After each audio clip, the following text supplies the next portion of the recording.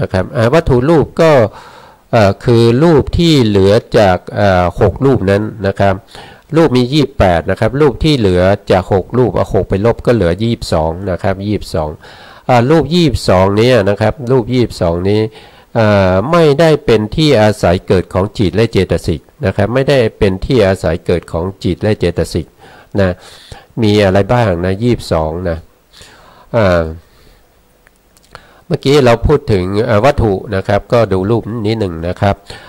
วัตถุก็คือได้แก่ภาษาทรูป5ก็คือแถวนี้ทั้งหมดนะครับก็มีจักขุโสตคานะชิวหากายะ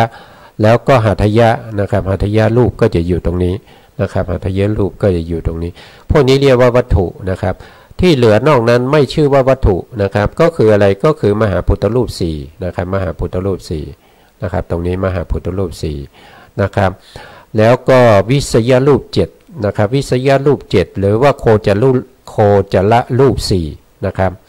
ก็อยู่ตรงนี้นะครับภาวะรูป2ก็ไม่ชื่อว่าเป็นวัตถุนะครับภาวะรูป2ชีวิตตรูปก็ไม่ชื่อว่าเป็นวัตถุนะครับอาหารและรูปก็ไม่ชื่อว่าเป็นวัตถุนะครับแล้วก็นิพพานรูป10ก็ไม่ชื่อว่าเป็นวัตถุนะครับไม่ชื่อว่าเป็นวัตถุนะเพราะอะไรเพราะว่าเขาไม่ได้เป็นที่อาศัยเกิดของจิตและเจตสิกนะครับนะเขาจึงไม่ได้ชื่อว่าเป็นวัตถุนะครับต่อไปในคู่ที่3นะครับในคู่ที่3นะครับในคู่ที่3ก็ชื่อว่าทวารนะครับทวารก็คืออะไรก็คือประตูนะครับประตูเข้าออก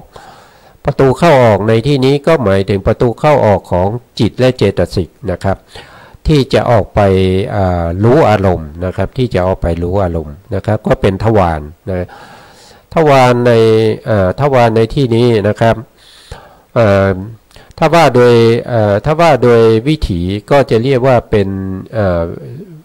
ก็จะมีอยู่2อย่างนะครับก็คือวิถีที่เกิดทางปัญจทวารนะครับกับวิถีที่เกิดทางใจเรียกว่ามโนทวารนะครับรูปที่เป็นเหตุแห่งการเกิดขึ้นของปัญจทวารนะครับรูปที่เป็นเหตุแห่งการเกิดขึ้นของปัญจทวารวิถีจิตเนี่ยนะครับก็จะมีอยู่5ก็คือตรงภาษาทรูป5นี่นะครับเป็นทวารนะครับเป็นทวารก็คือเป็นที่เข้าออกของจิตและเจตสิกนะครับก็จะมีอยู่5ทวารด้วยกันนะครับแล้วก็ยังมีอีกนะครับที่เป็นถ้าเป็นมโนทวารเนี่ยนะครับเขาไม่ได้เป็นรูปนะถ้าเป็นมโนทวารที่เป็นประตูให้เข้าออกของนามธรรมที่เกิดทางใจนะครับตรงนั้นไม่ได้เป็นรูปนะครับเขาเป็นภวังคจิตนะครับเป็นภวังคจิตนะครับเพราะฉะนั้นตรงนี้เขาจึงไม่พูดถึงนะครับเพราะว่ามันเป็นนามนะครับเป็นนามแต่ในที่นี้เราพูดในเรื่องของรูปนะครับพูดในเรื่องของรูปนะครับเพราะฉะนั้นจึงไม่มีมโนทวารมโนวิถีไม่มีนะครับรูปที่เป็นเหตุให้การเป็นเหตุการเกิดขึ้นของปัญจทวารวิถีและ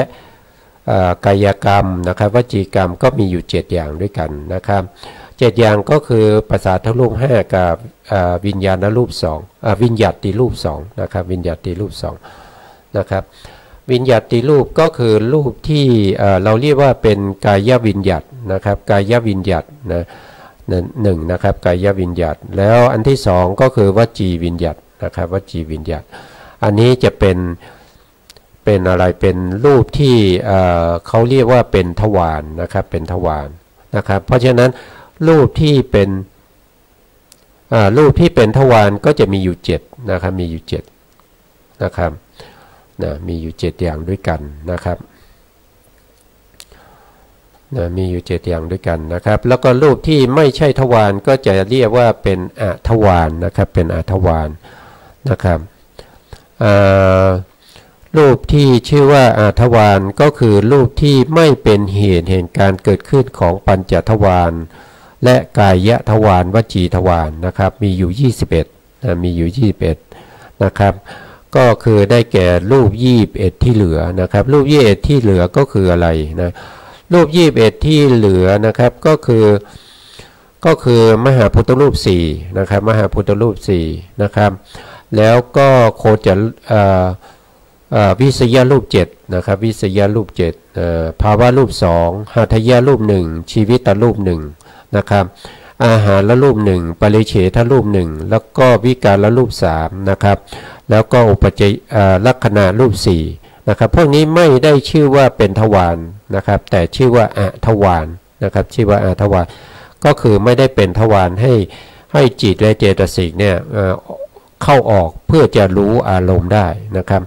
เพื่อจะไปรู้อารมณ์นะครับอย่างเช่นจักขุทวารนะครับจักขุทวารนี้นะครับตรงนี้ก็จะเป็นตัวที่เปิดประตูให้จักขุวิญญาณเนี่ยออกไปเห็นสีต่างๆนะครับออกไปเห็นสีต่างๆนะครับ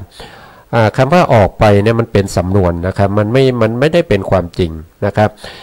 จริงๆแล้วจิตเนี่ยมันไม่ได้ออกไปนะครับมันอยู่ที่จักขุประสาทนี้นะครับเห็นนะครับเห็นอะไรเห็นสีนะครับจักขุประสาทเป็นที่เกิดของจักขุวิญญาณเพื่อเห็นสีนะครับไม่ได้ออกไปนะครับเขาจะไม่ออกไปเพราะว่า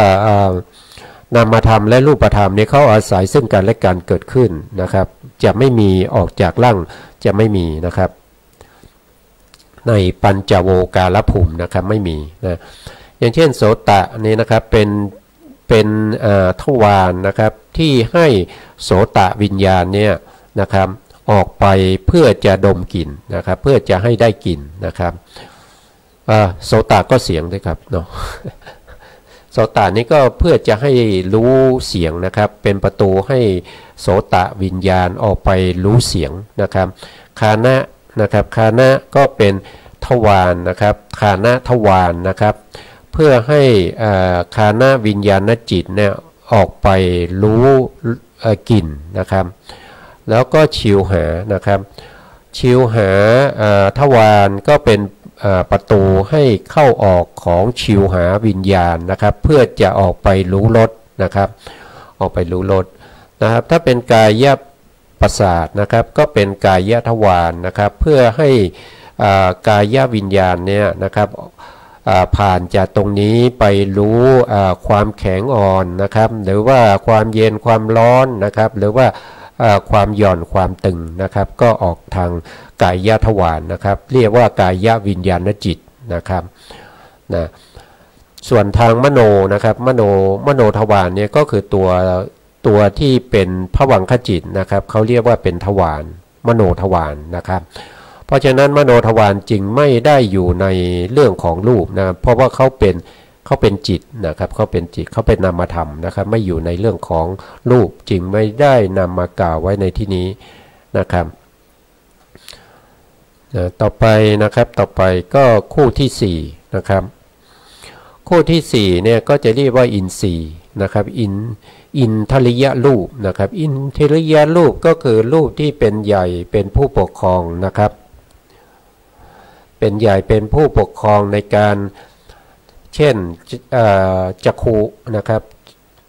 จักขุประสาทนี่ก็เป็นใหญ่เป็นผู้ปกครองในการเห็นนะครับถ้าเป็นการได้ยินเสียงก็ต้องเป็นโสตะนะครับโสตประสาทก็เป็นใหญ่นะครับเป็นใหญ่เป็นผู้ปกครองในการได้ยินเสียงนะครับทีนี้ถ้าเป็นนะครับถ้าเป็นชื่อเขาจะว่ายังไงนะครับอย่างเช่นจักขุเนี่ยนะครับถ้าเขาเป็นใหญ่เป็น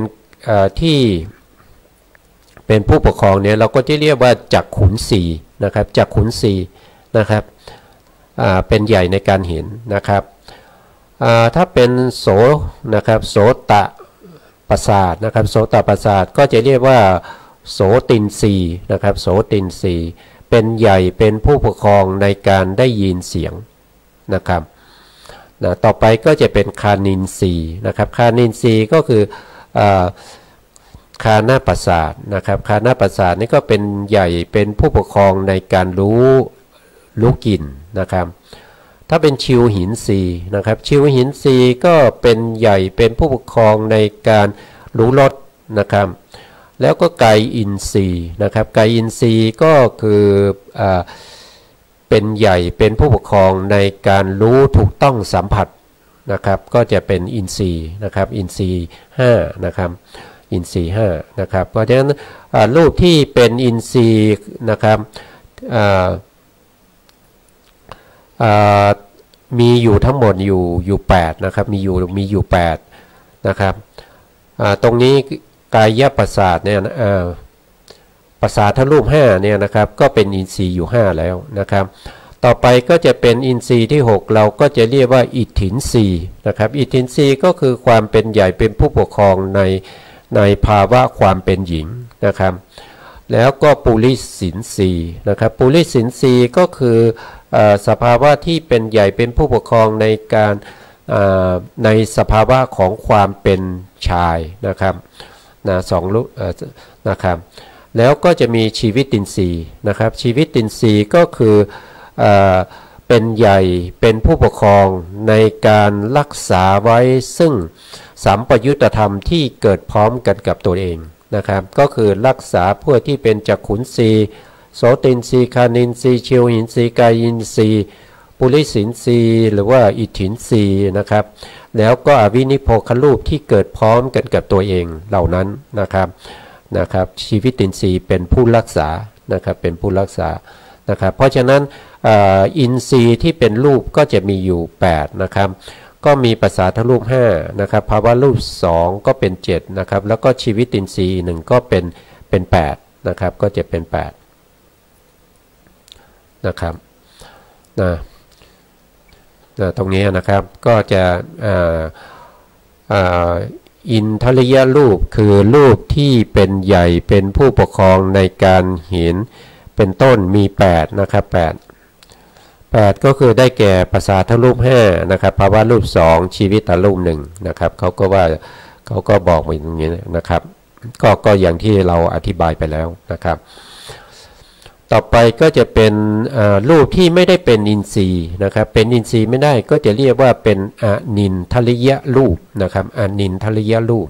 นะครับก็คือรูปที่ไม่ได้เป็นใหญ่ไม่ได้เป็นผู้ปกครองในการเห็นเป็นต้นนะครับก็จะมีอยู่ทั้งหมด20นะครับมี20ก็คืออะไรนะครับก็คือรูปที่เป็นมหาพุทธรูป4นะครับพวกนี้ไม่ได้เป็นอินทรีย์นะครับถึงแม้จะมหาพุทธรูปเป็นรูปที่ใหญ่แล้วก็เป็นที่อาศัยเกิดของเป็นที่อาศัยของรูปที่เป็นอุปาทายรูปนะครับก็ไม่ได้เป็นอินทรีย์นะครับไม่ได้เป็นอินทรีย์นะครับแล้วก็ในส่วนที่เป็นวิสยรูป7นี้ก็ไม่ได้เป็นอินทรีย์นะครับไม่ได้เป็นอินทรีย์นะครับแล้วก็หัตถยะนะครับหัตถยะวัตถุนะครับหรือที่อาศัยเกิดของจิตประเภทที่เป็นมโนทวารนะครับก็ไม่ได้เป็นอินทรีย์นะครับอาหารและรูปก็ไม่ได้เป็นอินทรีย์นะครับปริเฉทรูปก็ไม่ได้เป็นอินทรีย์นะครับ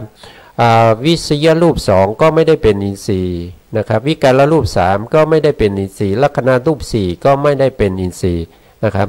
เพราะฉะนั้น20รูปนี้ไม่ได้เป็นอินทรีย์ไม่มีอำนาจในการ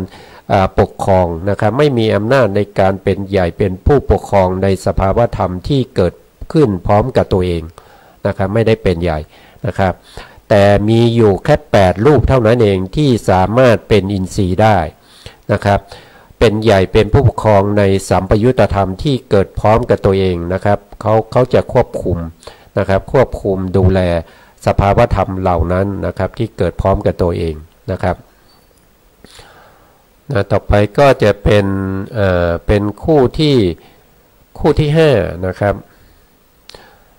คู่ที่5ก็จะมี1ก็คือโอลาลิกรูปนะครับโอลาลิกรูปนะครับก็คือรูปที่หยาบนะครับรูปที่หยาบนะครับหมายถึงรูปที่ปรากฏชัดนะครับรูปที่หยาบคือรูปที่ปรากฏชัดนะครับปรากฏชัดยังไงนะครับปรากฏชัดก็ต่อเมื่อเรากำหนดรู้นะครับเมื่อเรากำหนดรู้ในสภาวะของความเป็นโอลาลิกรูปนะครับโอลาลิกรูปมีอยู่12นะครับมีอยู่12อย่างนะครับมี12อย่างแล้วก็มีได้แก่อะไรนะ12ได้แก่อะไรก็ได้แก่ประสาทรูป5วิสยรูป7นะครับอันนี้จะเป็นโอลาลิกรูปนะครับโอลาลิกรูปนะโอลาลิกรูปอยู่ตรงไหนเอ่ยนะครับอยู่ตรงไหน นะครับโอลาลิกรูปก็อยู่ตรงนี้นะครับภาษาทรูป5นะครับตรงนี้นะครับภาษาทรูป5แล้วก็วิสยรูป7ก็อยู่แถวนี้นะครับก็แถวที่2กับแถวที่3นะครับรูปพวกนี้เรียกว่าโอลาลิกรูปนะครับเป็นรูปที่หยาบแล้วก็ปรากฏชัดเจนนะครับปรากฏชัดเจนแก่ปัญญาของบัณฑิตทั้งหลายนะครับสามารถที่จะรู้ได้นะครับอย่างเช่นมีจักขุประสาทกระทบกับรูปารมณ์นะครับแล้วเกิดจักขุวิญญาณมาเห็นรูปารมณ์อย่างนี้เราสามารถที่จะกำหนดรู้ถึงสภาวะตรงนี้ได้นะครับกำหนดตรงไหนกำหนดตรงที่เขากระทบกันนะครับสามารถที่จะรู้ได้เพราะรูปารมณ์เนี่ยเป็นสภาวะที่เห็นได้เห็นได้แล้วก็กระทบได้นะครับนะก็จะเป็นในลักษณะนี้นะครับอย่างเช่นยกตัวอย่างอันต่อไปนะครับก็คือโสตประสาทนะครับกระทบกับสัทธารมณ์สัทธารมณ์คือเสียงนะครับประสาทหูกระทบกับเสียงนะครับทำให้โสตวิญญาณเป็นจิตนะครับเกิดอาศัยโสตวัตถุนะครับแล้วก็มารู้สัทธารมณ์ก็คือมารู้เสียงนะครับอันนี้ก็สามารถกำหนดได้นะครับกำหนดรู้นะครับรู้ตรงไหนรู้ที่เขากระทบกันนะครับรู้ตรงที่โสตประสาทกระทบกับสัทธารมณ์นะครับแล้วก็มีโสตวิญญาณมาอาศัยเกิดแล้วก็รู้สัทธารมณ์นะครับรู้เสียงนั่นเองนะครับก็จะเป็นในลักษณะนี้นะครับเพราะฉะนั้นรูปที่เราเรียกว่าโอลาลิกรูปนั้นนะครับเป็นรูปที่ปรากฏชัดเจนนะครับปรากฏชัดเจนสามารถที่จะกำหนดรู้ได้นะครับกำหนดรู้ได้นะครับกำหนดรู้อะไรบ้างนะครับยกตัวอย่างเช่นคานาประสาทกำหนดรู้จุดที่เขากระทบกันนะกำหนดรู้อะไรนะครับหนึ่งก็คือกำหนดรู้ในเรื่องของกลิ่นนะครับตรงที่เขากระทบกันนะครับตรงที่มีกลิ่นมากระทบกับคานะประสาทเนี่ยนะครับเรากำหนดรู้ถึงกลิ่นได้หนึ่งนะครับกำหนดรู้กลิ่นนะครับสองก็สามารถกำหนดรู้ได้ถึงคานะประสาทนะครับคานะประสาทสามารถกำหนดรู้ได้สามก็สามารถที่จะกำหนดรู้ได้ถึงจิตนะครับที่เราเรียกว่าคานะวิญญาณนะครับตรงนี้เนี่ยสามารถที่จะกำหนดรู้ได้ทั้งที่เป็นรูปและเป็นนามนะครับเมื่อกำหนดได้ตรงนี้เนี่ยนั่นแสดงว่าเราสามารถที่จะกำหนดรู้ในเรื่องของขันธ์5ได้แล้วนะครับขันธ์5ก็คือมีรูปขันธ์อันที่1ใช่ไหมครับรูปขันธ์คืออะไรก็คือตัวกลิ่นนะครับคันธารมณ์นี้นะครับเป็นตัวกลิ่นเนี่ยเป็นรูปตัวที่1ที่เรากำหนดรู้ได้นะครับอันที่2ก็คือคานะประสาทนะครับคานะประสาทก็หมดเวลาแล้วนะครับก็จำเป็นต้องลาไปก่อนนะครับตอนนี้สุดท้ายนี้นะครับก็ขอบพระคุณพระครูสมุทรวิศวัตรวรกิจโจและผู้อำนวยการสถานีวิทยุนะครับแล้วก็ขอบคุณท่านผู้ฟังทุกท่านนะครับที่ติดตามในรายการพระไตรปิฎกลอยฟ้านะครับจำเป็นต้องลาไปก่อนนะครับหมดเวลาแล้วครับสวัสดีครับ